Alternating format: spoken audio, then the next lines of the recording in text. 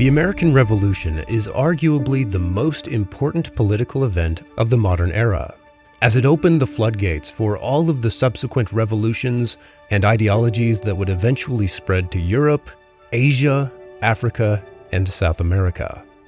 Yet, despite its immense importance, the revolution has proven difficult to put on film, and even decent portrayals of the revolution in film and television have not enjoyed anything near the popularity or critical acclaim as films or miniseries based in other wars, with one exception: The Patriot, which is by far the most successful feature film on the American Revolution, and nothing else even comes close. Yet, despite its popularity, The Patriot never really has ever enjoyed any critical acclaim. From day one, it was panned by most critics as melodramatic formulaic slop. And on top of that, the film has continued to be mired in controversy for certain historical inaccuracies, particularly its portrayal of the British Army under Cornwallis. However, the mere fact that people are still talking about The Patriot today and still feel the need to criticize it speaks to the fact that a large portion of people, including myself, continue to love the film and see it as an enduring classic. So how is it that The Patriot just will not go away? How is it able to haunt the people who hate it and pump up the people who love it? Are fans like me just patriotic chuds who love to wave the flag? Or is The Patriot a legitimate work of art that has been unfairly maligned because of prejudice? Well, I guess both could be true, but here I want to argue that The Patriot is indeed a work of genius. Now, to be clear, I do not think that The Patriot is perfect. It's important to realize that a great work of art is not something that has no weaknesses, especially when it comes to extended works of art, like films or novels. When it comes to The Patriot, it certainly has some low moments. However, I also think it has spectacular highs. The quality of the acting, the writing, the dialogue easily surpass any other portrayal of the American Revolution, with the possible exception of HBO's John Adams. But not even John Adams comes close to the sheer spectacle of The Patriot, the soundtrack, the editing, the costuming, and particularly the cinematography, where The Patriot easily deserves to be classed and studied among the best in film history. These factors alone should be enough to justify and legitimize The Patriot's popularity. However, I think the thing that gives The Patriot its almost mythological power, that makes it endure in popular culture, is the story. In fact, it occurred to me one day when I was trying to figure out why I love this film so much, that it was definitely because the character of Benjamin Martin, portrayed by Mel Gibson, is so compelling. But why is that character so compelling? Maybe it's because this character taps into the hero's journey, the famous template that was formulated by Joseph Campbell in The Hero with a Thousand Faces, that is used to explain why so many myths retain their power over thousands of years, and the same template which has made modern stories, like Star Wars and Lord of the Rings, so wildly popular.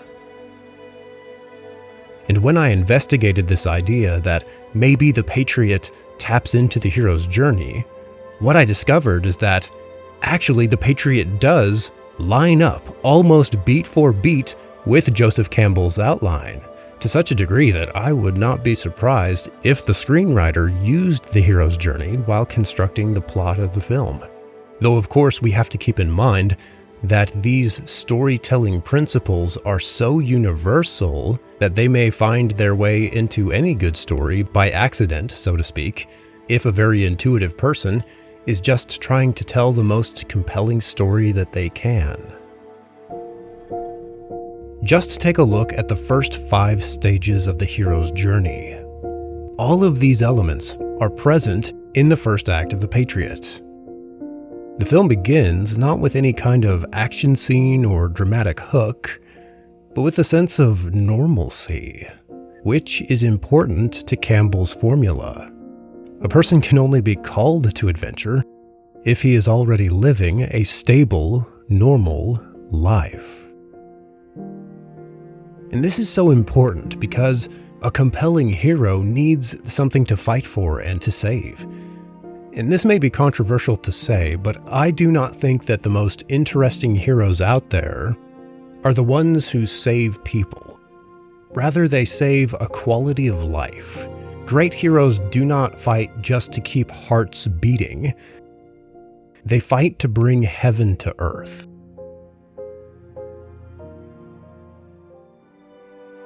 It's the sheer goodness of Benjamin Martin's life that serves as the foundation for the refusal of the call to adventure. The reason he rejects war is because he wants to preserve this life, his family, and their harmonious life together. The call to adventure is the call to risk everything you have achieved in order to achieve something even better. In this case, it is a call to risk your family in order to obtain a self-governing nation and taxation with representation. But he refuses that call, and honestly, who wouldn't? What kind of person would put their family at risk just to have a little bit more freedom? Unfortunately, matters are not so simple. The war comes whether Benjamin wants it or not, and forces him to cross the first threshold. This happens when his home is burned to the ground, and one of his sons is killed, and another, Gabriel, is taken, and so he resolves to pursue them and free his son. And it's at this moment that he invokes supernatural aid. Lord, make me fast and accurate. While this could be seen as a throwaway line that simply reflects the ubiquitous Christianity of the American colonists, one wonders what would actually inspire a writer to add a line like this. Well, it certainly makes sense if you are following the hero's journey, where the hero receives aid from some kind of supernatural force. Joseph Campbell notes that in the Christian tradition, the role of the guide and teacher is typically the Holy Ghost, the third person of the Trinity. So it's kind of fun to think that in The Patriot, the appeal to supernatural aid implies that in the story, there is a real God who grants real supernatural aid, which would make sense given the fact that Benjamin Martin and his 2 young sons are able to take out an entire squadron of British troops, a feat which is never really replicated anywhere else in the film.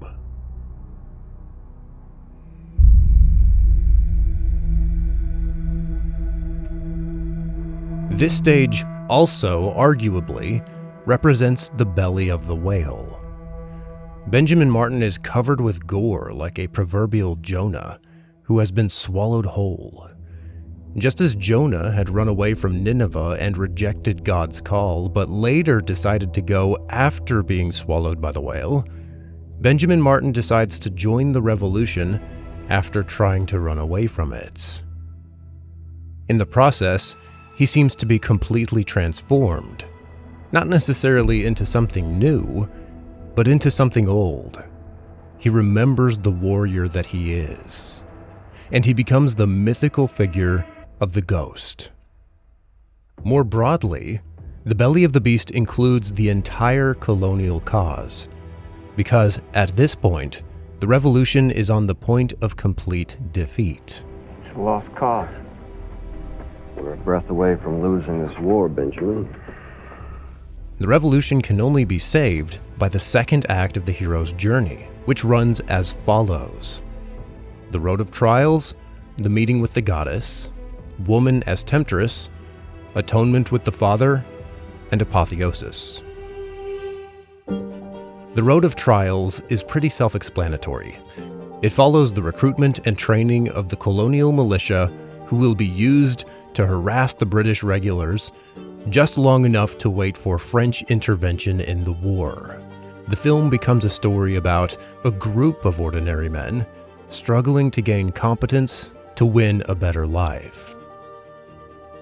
What might seem less obvious in The Patriot are the stages the meeting with the goddess, and the woman as temptress. However, if we understand Campbell's interpretation of these symbols, we will see how they are present in the film. The meeting with the goddess could loosely be seen in the role of women as love interests in the story. As Campbell writes, the meeting with the goddess, who is incarnate in every woman, is the final test of the talent of the hero to win the boon of love, which is life itself enjoyed as the encasement of eternity. However, what is of even more mythical significance is the transformative power that women have. Even Benjamin Martin's deceased wife, who never appears in the film, is said to have changed him. Father, what changed you? Are you sure I have? Yes. You changed.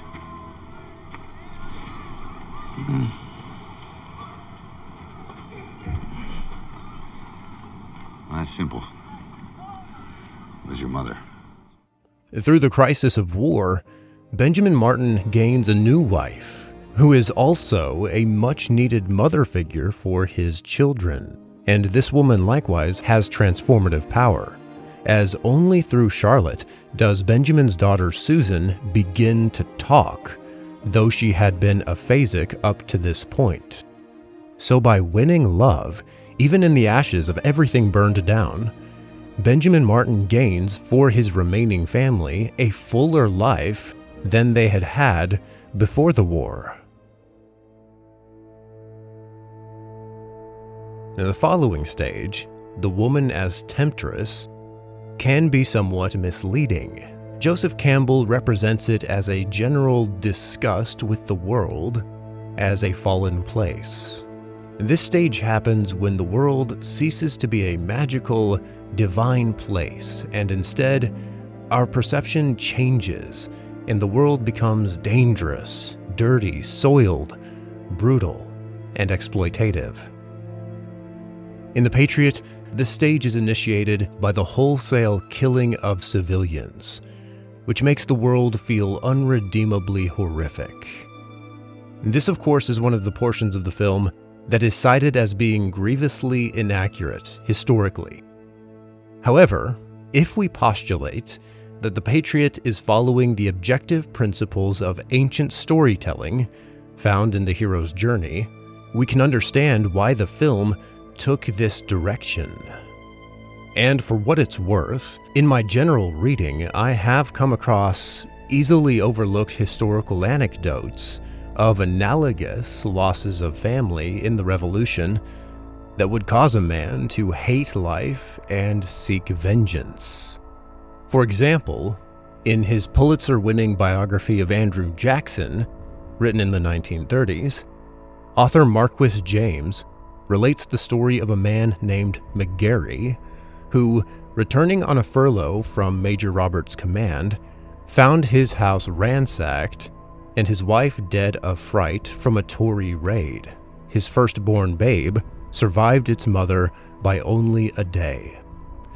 This unhinged the mind of Mr. McGarry, who became a one-man army in quest of Tories, prowling the roadside thickets with a 2-shooting rifle, one barrel loaded with ball for long range, the other with buckshot for close quarters.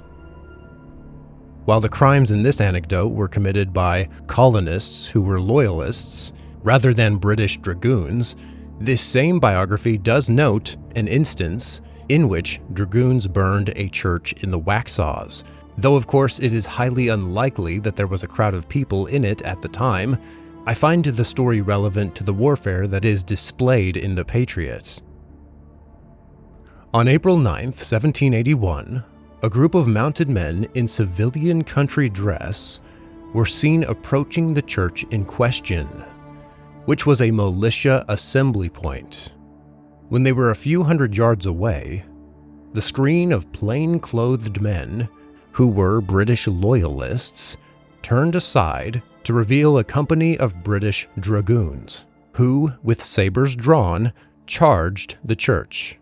11 militiamen were captured, and the church was burned. Escaping to the home of his cousin, Lieutenant Thomas Crawford, 13-year-old Andrew Jackson had unfortunately been seen escaping by loyalists, and the family was ambushed by dragoons who proceeded to wreck the house. The officer in command ordered young Andrew to clean his boots, but when Jackson refused, the officer lifted his sword and aimed a violent blow. The boy threw up his left hand, it was cut to the bone, and a gash on his head left a white scar that Andrew Jackson carried through a long life that profited little to England or any Englishman. I mention all of this simply to show that while The Patriot certainly has historical inaccuracies, the film may also reflect the conflict between militia and dragoons in the southern backcountry more accurately than history bros often give it credit for. Not only is it fair to say that the British were guilty of unreasonable acts of brutality, including against civilians and adolescents, but such acts did also fuel personal vendettas.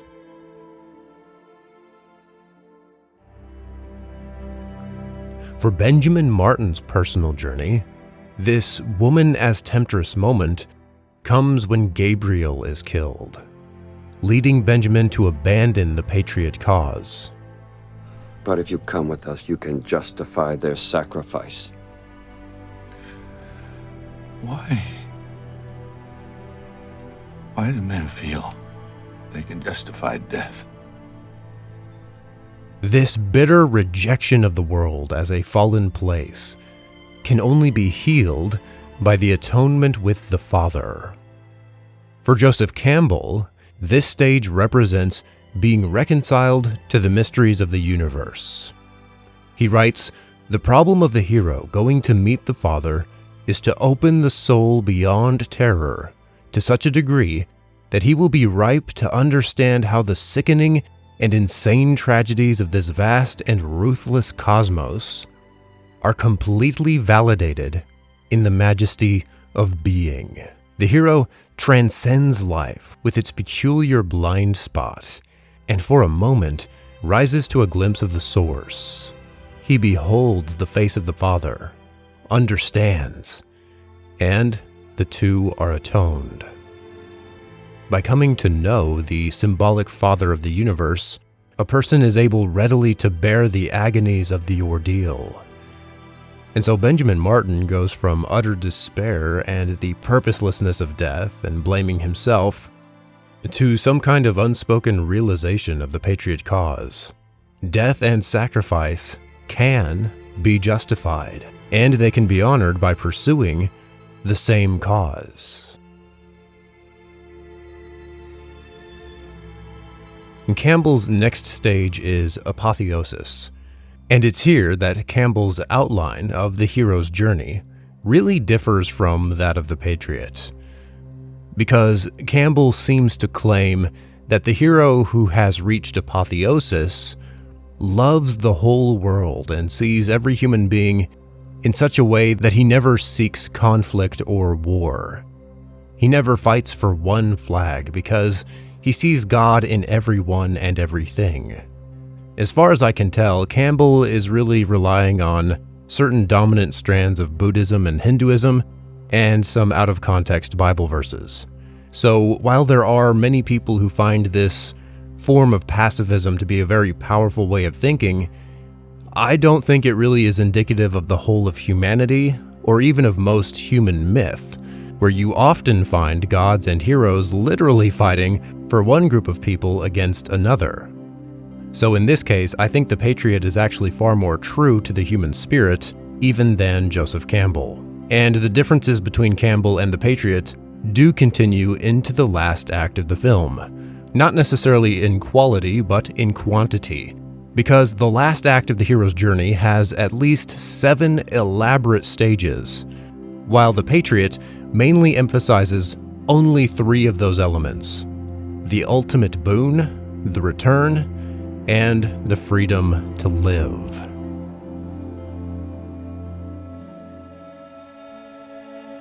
As part of the return, Campbell emphasizes the laying aside of personal interests and selfish desires. And in The Patriot, Benjamin Martin does come to put the Patriot cause above his personal desire for revenge. And he fights for the cause with the ultimate boon. Basically, the ultimate boon represents for Campbell indestructibility. Now, this indestructibility can be the result of cleverness and skill in warfare, including trickery. At this stage in the journey, the hero is an individual called upon by a losing side and is able single-handedly to sway the outcome of the contest, all of which we see in The Patriot. The main payoff being the way that the inferior militia are able to outwit the superior British force. The weaker defeating the stronger is what has given such powerful mythical valence to stories like Star Wars and Lord of the Rings, David and Goliath, and even to the American Revolution itself.